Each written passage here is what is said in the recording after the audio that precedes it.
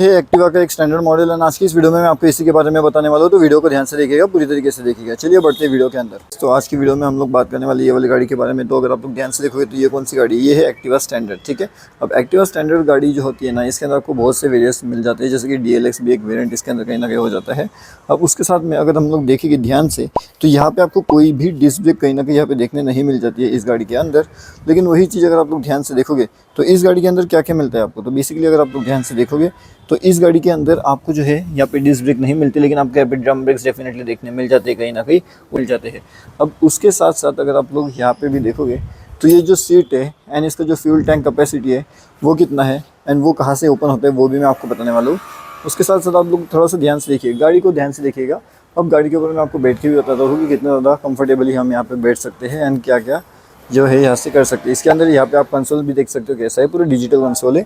मेरी मेरी जो हाइट है ना वो लगभग 6 फीट 11 इंच के आसपास है। ठीक है, 6 फीट 11 इंच नहीं, 5 फीट 11 इंच है। ओके, तो मेरा पैर आराम से यहाँ पे कंफर्टेबली फिट हो जाता है, कोई दिक्कत नहीं है एंड मैं आराम से यहाँ पे बैठ सकता हूँ, तो मुझे भी कोई दिक्कत नहीं है। ठीक है, उसके बाद में हमें कुछ इस तरीके से यहाँ पे इसका चाबी का पूरा सिस्टम मिल जाता है। तो मैं इसे पहले तो बंद करके आपको बता देता हूँ। तो कुछ इस तरीके से हमारा पूरा यूनिट यहाँ पे दिखाई देते हैं हमें कहीं ना कहीं। अब हमें इसे ऑन करने के लिए बस चाबी को डालना है एंड जैसे हम लोग ऑन करेंगे तो हमारा पूरा डिजिटल कंसोल यहाँ पे ऑन हो जाता है। ठीक है, डिजिटल कंसोल ऑन होने के बाद में हमें यहाँ पे मिलती है एक येलो कलर की लाइट। ठीक है, यहाँ पे ये है डिजिटल नहीं है, ये है एनालॉग। ठीक है, डिजिटल वाला दूसरा होता है, ये है एनालॉग वाला। तो एनालॉग कंसोल के अंदर आपको क्या क्या दिखने मिलता है, देखिए स्पीडोमीटर है, फ्यूल इंडिकेटर्स यहाँ पे दिए गए हैं। उसके बाद में आप सामने से लाइट्स भी देख सकते हो।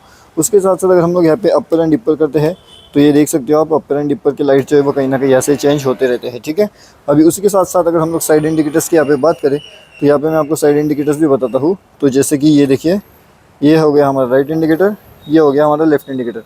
कुछ इसी तरीके से हमारे जो पीछे वाले इंडिकेटर्स है वो भी यहाँ पे काम करते हैं, लेफ्ट एंड राइट। एंड यहाँ पे आपको होंडा की ब्रांडिंग कहीं ना कहीं मिल जाती है। इसका हॉर्न भी है, ये देख सकते हो आप किस तरीके से इसका हॉर्न बजता है। अभी इसे ऑन करने के लिए हमारे पास में दो चीज़ें हो जाती है। जैसे कि आपने अपर किया है तो ये ऊपर वाला इंडिकेटर यहाँ पे ऑन हो चुका है। अगर मैं डिपर कर देता हूँ तो ये देखिए अब ये बंद हो चुका है। ठीक है, पास लाइट भी कहीं ना कहीं इसे बोलते हैं, यहाँ पे भी लिखा गया है पास लाइट। अब उसके साथ साथ यहाँ पे देखिएगा स्टार्ट बटन है, ये ऑटो है। ठीक है, या फिर हम इसे ऑफ कर सकते हैं, यहाँ पे ऑन कर सकते हैं। तो यहाँ पे ये लाइट भी यहाँ पे कहीं ना कहीं यहाँ पे ऑन होते रहता है। अभी ये इग्निशन वाला है यहाँ पे। ठीक है, अगर मैं इसे राइट में करूँ तो इग्निशन यहाँ पे ऑन हो सकता है। लेकिन अभी यह है कि मेरा स्टैंड लगा हुआ है। अभी आप में से बहुत से लोग पूछ रहे होंगे कि यहाँ पे डिक्की कैसे ओपन करेंगे हम लोग, है ना।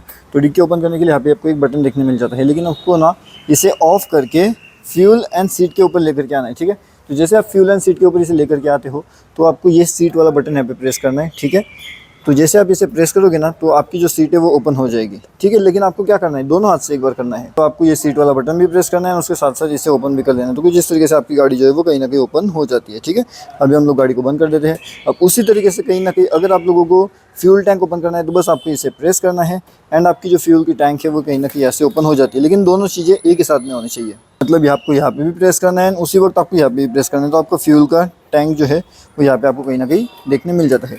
अब यहाँ पे क्या लिखा गया है वो भी अगर हम लोग ध्यान से देखेंगे ना, एक बार चेक कर लेना अच्छी तरीके से बंद हुआ या फिर नहीं हुआ। अभी ये अच्छी तरीके से बंद हो गया है। यहाँ पे आप देख सकते हो ये E20 कॉम्पेटिबल है, ऐसा यहाँ पे लिखा गया है। अब इसके अंदर कितनी हवा आ जाती है, क्या आ जाती है, वो अगर आपको देखना है तो वो भी हम लोग देख सकते हैं यहाँ पे। तो यहाँ पे अभी आप लोग जो टायर इन्फॉर्मेशन है गाइस वो भी ध्यान से पढ़ लीजिएगा कि कौन सी टायर्स में आपको कितना कितना हवा चाहिए, कितना PSI चाहिए या फिर कितना KPA चाहिए। ठीक है, फ्रंट रियर दोनों का यहाँ पे दिया गया है। अब उसके साथ में बहुत से लोगों को यहाँ पे एक क्वेश्चन होगा कि इसके अंदर पावर कितनी है। तो जो टॉर्क है ना वो लगभग आपको 9 का मिल जाता है। मैक्स पावर आपको इसके अंदर जो है वो लगभग 8 के आसपास मिल जाती है। 110 cc की ये गाड़ी है, तो यस काफ़ी बढ़िया है। एंड इसे राइड भी करके हम लोगों ने देखा था तो इतना ज़्यादा कुछ ऐसा नॉर्मल लगता नहीं है। जैसे कि 110 की जो पावर है वही हमें कहीं ना कहीं यहाँ पे फील हो जाती है। इसके अंदर एक चीज़ बताना चाहूँगा कि 40 से 50 के अंदर अगर आप रहोगे तो आपको इकोनॉमी पे मिल जाएगा। मतलब 30 to 50 के अंदर इकोनॉमी वाला स्पीड है, 40 पे और अच्छी खासी रेंज आपको यहाँ पे मिल सकती है। क्लेम जो बताया जाता है वो 60 के आसपास की इसकी रेंज है, लेकिन हम लोग इतना प्रॉपर फॉलो नहीं करते। तो डेफिनेटली इतना तो मत पकड़िए, 50 तो मतलब 40 60 भी अगर होगी ना तो 2 से कम ही पकड़ लीजिएगा। तो जैसे आप चलोगे तो आपको इसका रेंज का अंदाजा भी हो जाएगा। ठीक है, तो ये मेरा रिव्यू था and one of the best है। अगर आप खरीदना है तो आप खरीद सकते हो आपके नज़दीकी डीलर से एंड काफ़ी बढ़िया चल जाती है। तो दोस्तों अगर आपको इसके बारे में और भी कुछ जानना है तो नीचे कमेंट करके आप मुझे पूछ सकते हैं, मैं आपको उसके जवाब देने की कोशिश करूँगा यहाँ पे। ठीक है, तो चलो मिलते हैं अगले वीडियो में।